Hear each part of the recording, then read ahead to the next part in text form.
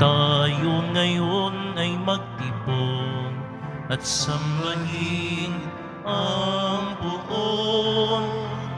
Magdiwang tayo sa ating debosyon, purihin ang Panginoon. Viva poong Jesus Nazareno, awit at papuri alay namin sa'yo. Dinggin ang dalangin at pagsamo ng bayan mo. Viva poong Jesus Nazareno.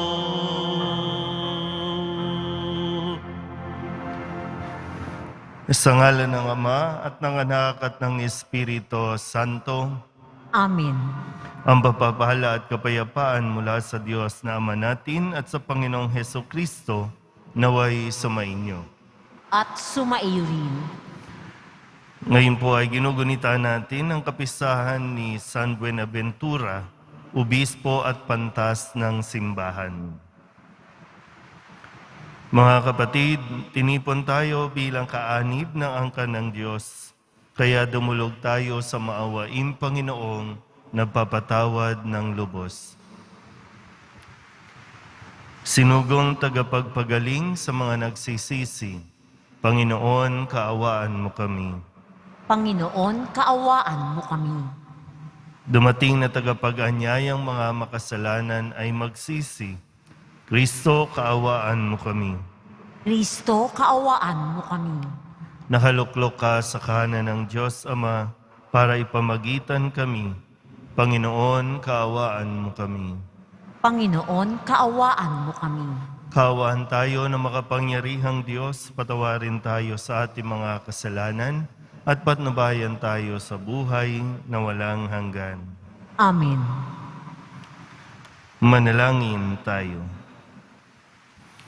Ama naming makapangyarihan, sa pagdiriwang namin sa pagsilang sa kalangitan ng Obispong si San Buenaventura, umunlad nawa kami sa karunungan, itinuro niya upang matularan namin ang maalab niyang pag-ibig sa iyo sa pamamagitan ni Jesucristo, asama ng Espiritu Santo, magpasawalang hanggan.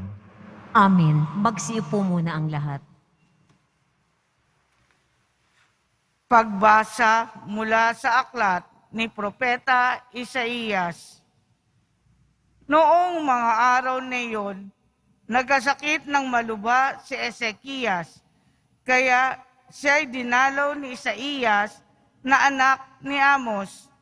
Sinabi niya sa hari ang utos na ito ng Panginoon. Ipatawag mo ang iyong sambahayan at gawin mo na ang iyong mga huling habilin, sapagkat hindi ka na gagaling. Pagkarinig nito, humarap siya sa dingding at nanalangin. O Panginoon, alam mo kung paano ako namuhay sa iyong harapan. Naglingkod ako sa iyo ng tapat at ang ginawa ko'y pawang nakalulugod sa iyong paningin. Pagkatapos, nanangis siya ng malakas. Nagsalita uli ang Panginoon kay Isaías. Wika sa kanya, sabihin mo kay Ezekias ang sinasabi ng Panginoon, ang Diyos na iyong ninunong si David. Nakita ko ang iyong pagluha at narinig ko ang iyong dalangin, kaya 15 taong ka pang mabubuhay.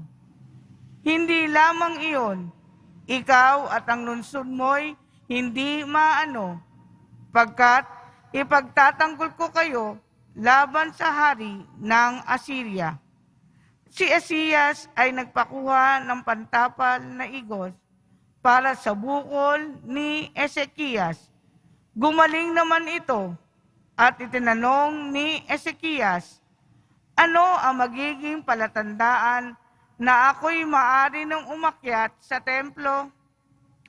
Ito ang palatandaang ibibigay sa iyo ng Panginoon para patunayang tutup din niya ang kanyang pangako. Ang anino sa orasan sa palasyo ni Haring Akas ay pababalikin niya ng 10 guhit. At gayon nga ang nangyari. Ang salita ng Diyos. Salamat sa Diyos. Buhay ko'y iyong iniligtas, pag-iral ko'y walang wakas. Buhay ko'y iyong iniligtas, pag-iral ko'y walang wakas. Minsay nasabi kong, sa katanghalian ng buhay, ako ay papanaw. Sa daigdig ng patay, ako masasadlak, upang manatili roong walang hanggan. Buhay ko'y iyong iniligtas, pag-iral ko'y walang wakas. At nasabi ko rin, di na makikita ang Panginoon at sinumang nabubuhay. Buhay ko'y iyong iniligtas, pag-iral ko'y walang wakas. Katulad ng toldang tirahan ng pastol, inalis sa akin ang aking tahanan. Ang abang buhay ko'y pinuputol mo na tulad ng tela sa isang habihan. Buhay ko'y iyong iniligtas, pag-iral ko'y walang wakas. O poon, ang mga nilikha ay nabubuhay dahilan sa iyo. Ako'y pagalingin at ang aking lakas sana'y ibalik mo. Buhay ko'y iyong iniligtas, pag-iral ko'y walang wakas. Magsitayo na po ang lahat.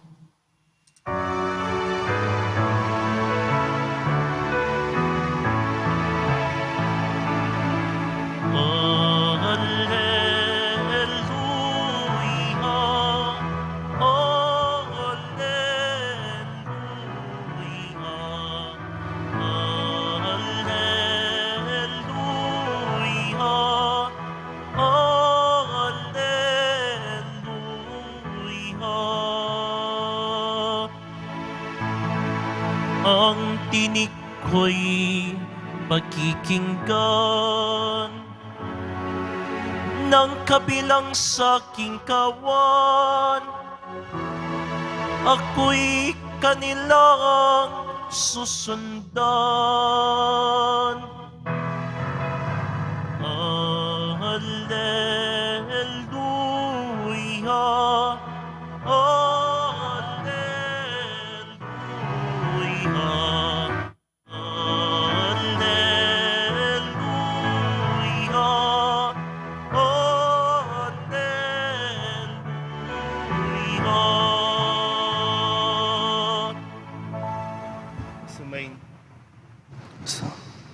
Sumainyo ang Panginoon. At sumaiyo rin. Ang mabuting balita ng Panginoon ayon kay San Mateo. Papuri sa iyo, Panginoon.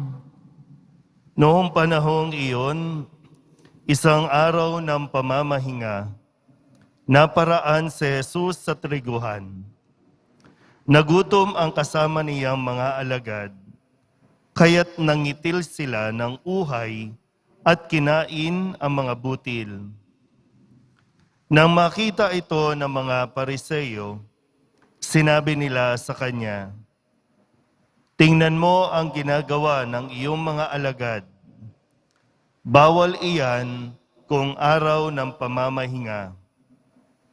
Sumagot si Jesus, "Hindi ba ninyo nabasa ang ginawa ni David nang magutom siya at ang kanyang mga kasama? Pumasok siya sa bahay ng Diyos at kumain ng tinapay na handog sa Diyos at pinakain din niya ang kanyang mga kasama. Labag sa kautusan, nakanin nila ang tinapay na iyon sapagkat ang mga saserdote lamang ang may karapatang kumain niyon. Hindi pa ba ninyo nababasa sa kautusan ni Moises na tuwing araw ng pamamahinga, lumalabag sa batas tungkol sa araw na ito ang mga saserdote sa templo? Gayunmay, hindi nila ipinagkakasala iyon. Sinasabi ko sa inyo, naririto ang isang higit na dakila kaysa templo. Hindi sana ninyo hinatulan ang mga walang sala kung alam ninyo ang kahulugan ng mga salitang ito.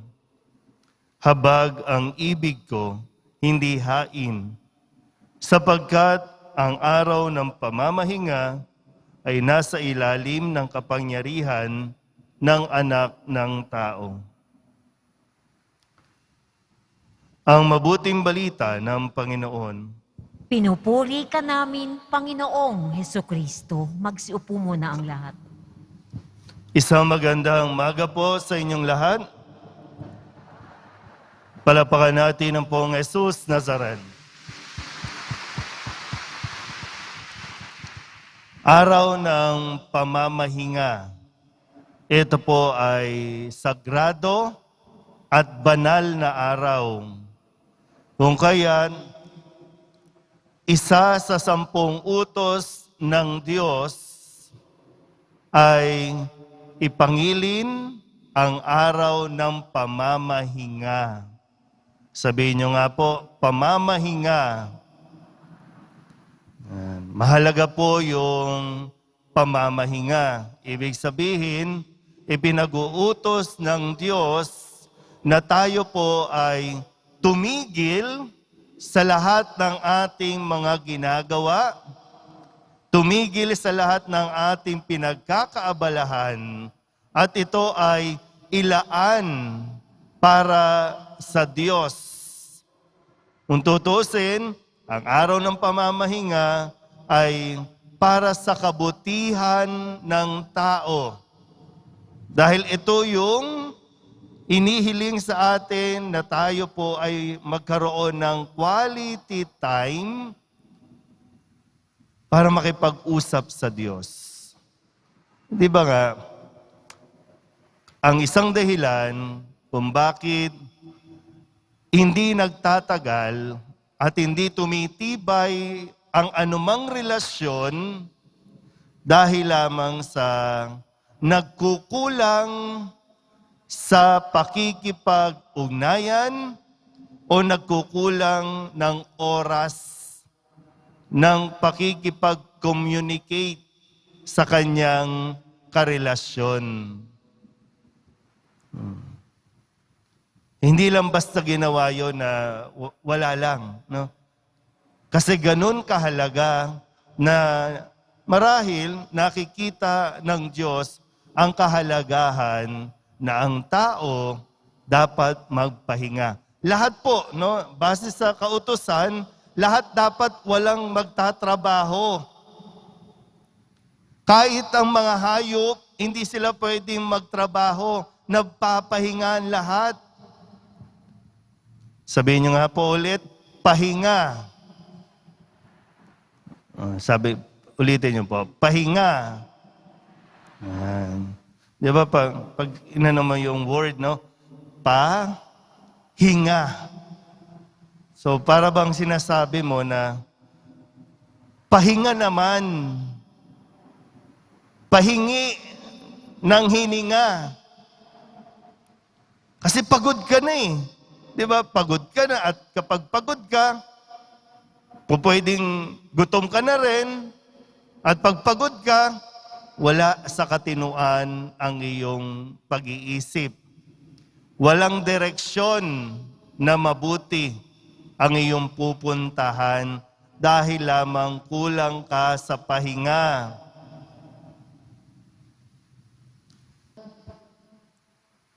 Sabi natin, no? For the first time, nakita natin, naging maliwanag ang kalangitan. For the first time, nakita na natin mula dito sa Manila yung mataas na bundok ng Antipolo, ng Rizal. Kasi nagpahinga lahat. Nakita natin ang kagandahan ng mundo. Nakita natin ang kagandahan, maging ang kalinisan ng paligid. Diba? Kahit kayo mismo eh. Yung sinasabi ninyo, wala na akong pahinga. O kaya, sinasabi nyo noon, wala tayong karapatang magpahinga. Hindi tayo dapat tumigil. Kasi pag hindi tayo kumayod, mamamatay tayo sa gutom. Oh, namatay ba tayo? Dahil lamang tumigil tayo pansamantala? Siguro yung wisdom ba na binabalikan natin yung karanasan natin. Pero kung, di ba, pag ninilayan mo ng mabuti, itong kahalagahan na ito eh. Iba nga sa inyo, hindi lang basta pahinga. No? Alam nyo, itong pagsisimba na ito ay isang paraan ng Diyos na pinagpapahinga ka, sandali lang. Yung iba nga, hindi lang basta pahinga eh. Tulog na. Tinan yung katabi ninyo, tulog na. Pero okay lang yan sa Diyos kasi sige, magpahinga ka dyan. Para pagkatapos nito, mas maging maliwanag nawa ang iyong kaisipan at saka mo na gawin ulit yung mga trabaho mo. Pero malinaw na sa iyo ngayon. Kaya pakatandaan mo rin, hindi ka pinahihirapan ng Diyos. Hindi tayo pinahihirapan ng Diyos. Baka tayo yung sobra-sobra, inaabuso na natin ang ating katawan to the point na ayaw nating pagpahingahin. Bibigay at bibigay yan. Kaya kapag nagkakasakit ang tao, para bang blessing na rin yan, na total, ayaw mo kasing tumigil, ayaw mong magpahinga, sinasabi mo na parang pag wala ka sa opisina, pag wala ka sa isang organisasyon, baka delikado, bumagsak ang negosyo.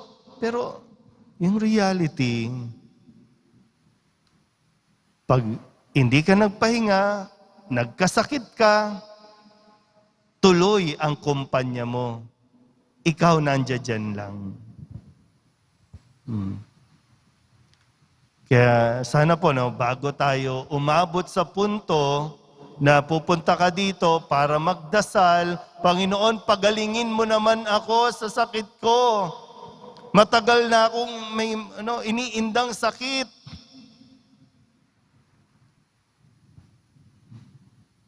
Sino bang umabuso sa katawan? Sino bang sumuway sa utos na magpahinga ang tao? Kaya kasalanan yun, di ba? Sa 10 utos, kapag nilalabag natin itong araw ng pamamahinga at hindi ka nagpahinga, hindi ka tumigil, kasalanan sa Diyos. Ganun po kalalim. At panghuli, sana po mas makita rin natin. Sabi nga ni Kristo, nasa ilalim ng kapangyarihan ng tao ang araw ng pamamahinga. Nasa kapangyarihan ng Diyos ang araw ng pamamahinga. Pero gusto ko rin sabihin sa atin, tayo ang may control dito. Kaya wag puro trabaho. Magpahinga ka. Bigyan mo rin ng panahon ang iyong sariling makapagpahinga. Bigyan mo rin ang iyong sarili na makahinga. Kahit, alam niyo yun, kahit sa gawaing bahay, kahit sa mga alalahanin mo sa bahay, sa panahon ngayon, kahit sa social media, magpahinga ka. Maglaan ka rin ng panahon na itigil mo yung pagtitingin, parang 24, sa loob ng isang araw, gaano katagal mong binitawan ang gadget mo at hindi ka nag-internet, hindi ka nag-social media. Dagdag pa yan sa pagod, dagdag pa yan sa stress na nararanasan mo dahil sa ayaw mong magpahinga sa social media. Tapos magtataka ka, bakit ka may sakit? Tayong gumagawa niyan eh. Magtataka ka, bakit nanlalabo na mata mo? Lagi ka nakatitig eh. Kaya sana po, bago natin ulit sisihin ang Diyos kung bakit tayo nagkakasakit, bago natin isipin na pinarurusahan tayo ng Diyos, isipin mo muna ng mabuti kung paano mo nilabag ang araw ng pamamahinga at paano mo inabuso ang iyong sariling katawan. Amen? Magsitayo na po ang lahat. Manalangin tayo sa pamamagitan ni Kristo at sambahin natin ang Amang nasa langit sa ating pananampalataya, pag-ibig at mahabaging awa. Ang ating pong itutugon, Panginoon ng awa, basbasan mo kami. Panginoon ng awa, basbasan mo kami. Ang mga Kristiyano, saan man naway hindi maging mga taong ang kilos ay legalismo at panlabas lamang, kundi maging mga taong may puso na ginagawa ang nararapat bilang mga anak ng Diyos. Manalangin tayo. Panginoon ng awa, basbasan mo kami. Ang mga bansa sa mundo naway matutong gumalang at tumulong sa isa't isa at hindi maggamitan lamang kundi makipag-ugnayan ayon sa katarungan at pagkakasundo. Manalangin tayo. Panginoon ng awa, basbasan mo kami. Ayon sa udyok ng habag ni Kristo, naway hindi natin hatulan ang mga nagkakamali, kundi bigyan pa sila ng bagong pagkakataon. Manalangin tayo. Panginoon ng awa, basbasan mo kami. Ang mga may sakit at mga nagdurusa, naway tumanggap ng tulong mula sa mga taong may kakayahan at pamamaraan na paaginin ang kanilang pinapasan. Manalangin tayo. Panginoon ng awa, basbasan mo kami. Ang mga yumao, naway mamahinga sa kalipunan ng mga banal sa piling ng Diyos. Manalangin tayo. Panginoon ng awa, basbasan mo kami. Idulog din natin sa Panginoon ang ating mga personal na kahilingan at mga panalangin para sa ating mga pamilya. Ganon din ang lahat ng mga misang pasasalamat, special na intensyon at mga kaluluwa na inihiling na ipagdasal sa misang ito.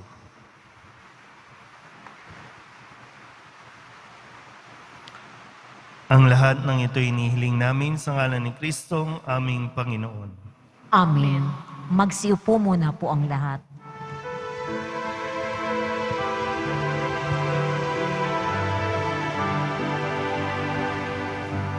Oo, Jesus Nazareno, naririto kami sa harap mo. Alak at tinapay alay namin sa'yo, mula sa tangkay ng ubas at putil ng trigo, upang kami magkut katawan mo. Magsitayo na po ang lahat. Manalangin kayo mga kapatid upang paghahain natin ay kalugdan ng Diyos sa mga makapangyarihan. Tanggapin nawa ng Panginoon itong paghahain sa iyong mga kamay sa kapurihan niya at karangalan sa ating kapakinabangan at sa buong sambayanan niyang banal. Ama naming lumikha, tanggapin mo ang mga alay na ito na inihahain naming gumugunita kay San Buenaventura upang ang mga ito ay magdulot sa amin ng pakikinabang sa iyong tulong na maaasahan sa pamamagitan ni Jesucristo kasama ng Espiritu Santo magpasawalang hanggan. Amen. Sumainyo ang Panginoon. At sumaiyo rin. Itaas sa Diyos ang inyong puso at diwa. Itinaas na namin sa Panginoon. Pasalamatan natin ang Panginoong ating Diyos. Marapat na siya ay pasalamatan. Ama naming makapangyarihan, tunay ngang marapat na ikaw ay aming pasalamatan sa pamamagitan ni Jesucristo na aming Panginoon. Ngayong si San Buenaventura ay pinararangalan sa pamumuhay niyang totoong uliran at pagiging maaasahan sa panunungkulan, kaya't sa Jesucristo na maaasahan sa katapatan ay inihayag sa pangangasiwa sa sambayanan. Ang malasakit ng mga ulirang tagapangasiwa noon ay nagpapatuloy magpahanggang ngayon sa mga panalangin kanilang iniuukol, kaysa ng sambayanan mong dito'y nagtitipon. Kaya kaysa ng mga anghel na nagsisiawid ng papuri sa iyo, nang walang humpay sa kalangitan, kami nagbubunyi sa iyong kadakilaan.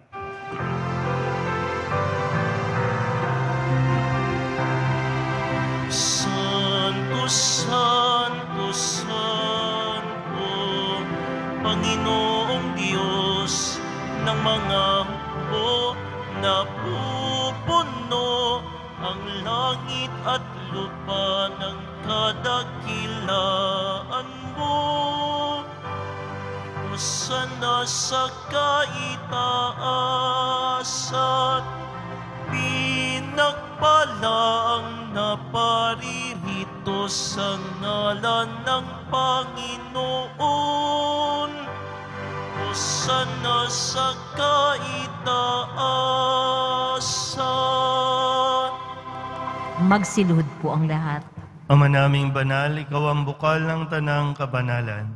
Kaya't sa pamamagitan ng iyong Espiritu, gawin mong banal ang kaloob na ito upang para sa aming maging katawan at dugo ng aming Panginoong Hesukristo. Bago niya pinagtisang kusang loob na maging handog, inawakan niya ang tinapay, pinasalamatan kaniya, pinaghati-hati niya iyon, iniabot sa kanyang mga alagad at sinabi, "Tanggapin ninyong lahat ito at kanin, ito ang aking katawan na ihahandog para sa inyo."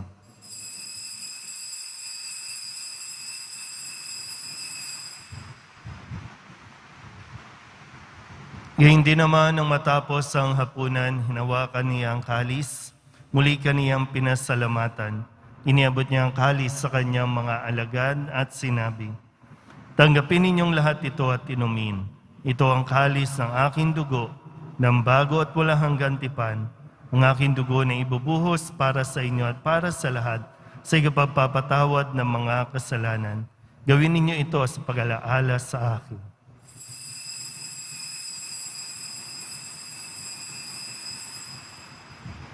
Magsitayo na po ang lahat. Ipagbunyi natin ang misteryo ng pananampalataya. Si Kristo'y namatay, si Kristo'y nabuhay, si Kristo'y babalik sa wakas ng panahon. Ama, ginagawa namin ngayon ang pag-alaala sa pagkamatay at muling pagkabuhay ng iyong anak, kaya tiniaalay namin sa iyo ang tinapay na nagbibigay buhay at ang kalis na nagkakaloob ng kaligtasan. Kami napapasalamat dahil kami iyong minarapat na tumayo sa harap mo para maglingkod sa iyo. Isinasamo namin kami magsasalo-salo sa katawan at dugo ni Kristo ay mabuklod sa pagkakaisa sa pamamagitan ng Espiritu Santo. Ama, lingapin mo ang iyong simbahang laganap sa buong daigdig.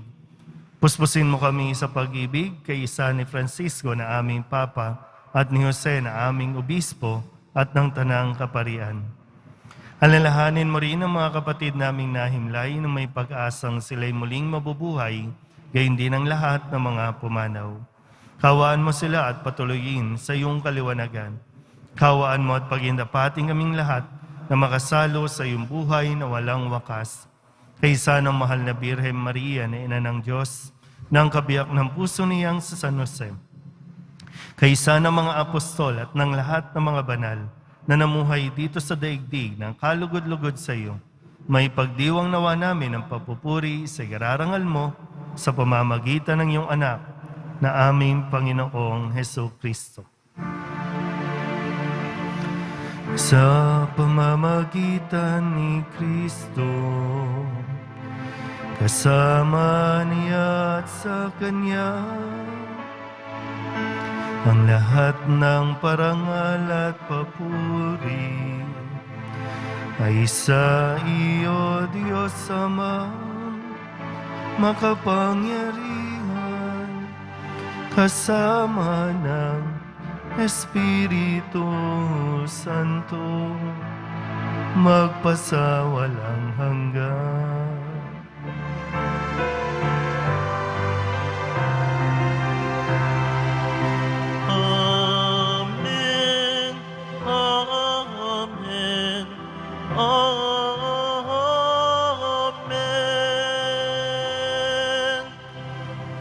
Buong kababaang loob tayong tumawag sa ating Panginoon ng Ama namin.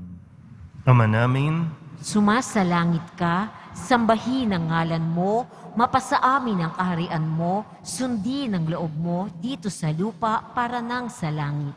Bigyan mo kami ngayon ng aming kakanin sa araw-araw at patawarin mo kami sa aming mga sala para nang pagpapatawad namin sa nagkakasala sa amin. At huwag mo kaming ipahintulot sa tukso at iadya mo kami sa lahat ng masama. hinihiling namin kami iadya sa lahat ng masama, pagkalooban ng kapayapaan araw-araw, iligtas sa kasalanan at ilayo sa lahat ng kapahamakan. Samantalang aming pinananabikan ang dakilang araw ng pagpapahayag ng tagapagligtas naming si Hesu Kristo. Sapagkat iyo ang kaharian at ang kapangyarihan at ang kapurihan magpakailanman. Amen.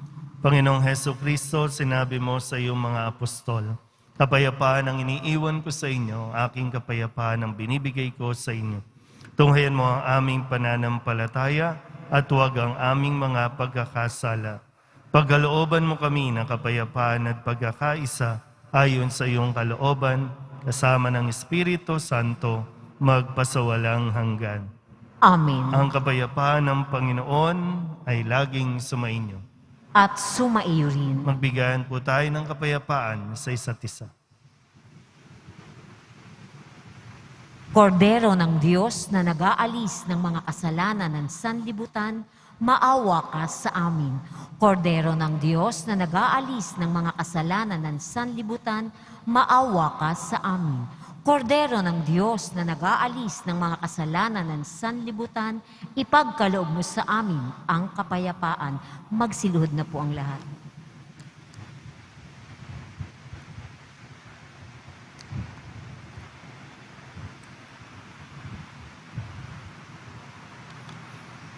Ito ang kordero ng Diyos.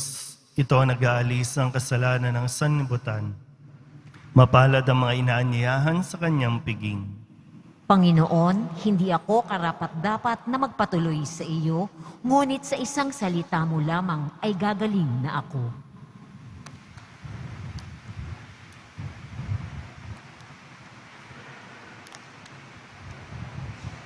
Katawan ni Kristo, Amen.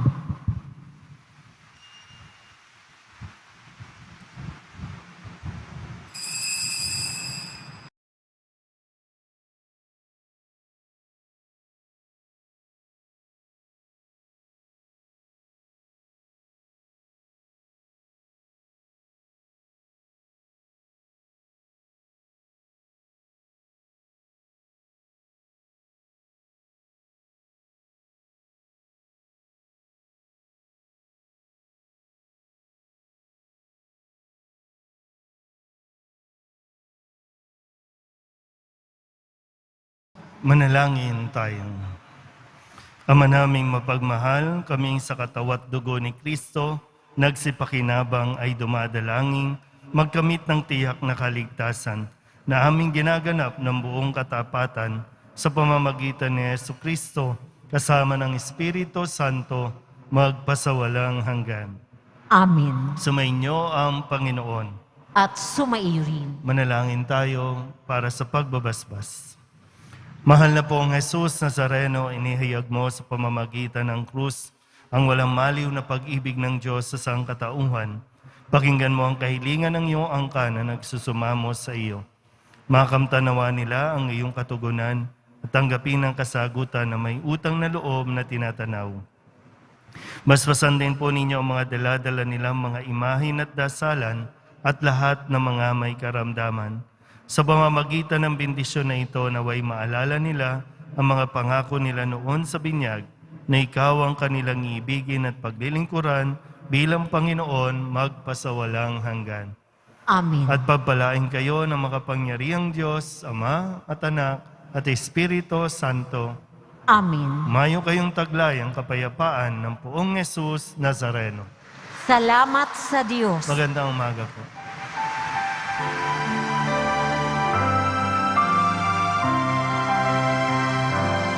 Nuestro Padre Jesús Nazareno, sinasamba Sinasamba ka namin, pinipinto ka namin. Aral mo ang aming buhay at kaligtasan, Nuestro Padre Jesus Nazareno. Iligtas mo kami sa kasalanan, ang krus mong kinamatayan ay sagisag ng aming kaligtasan. Nuestro Padre Jesus Nazareno, dinarangal ka namin. Nuestro Padre Jesus Nazareno, nilulwalhati ka namin. Nuestro Padre Jesus Nazareno, dinarangal ka namin. Nuestro Padre Jesus Nazareno, nilulwalhati ka namin.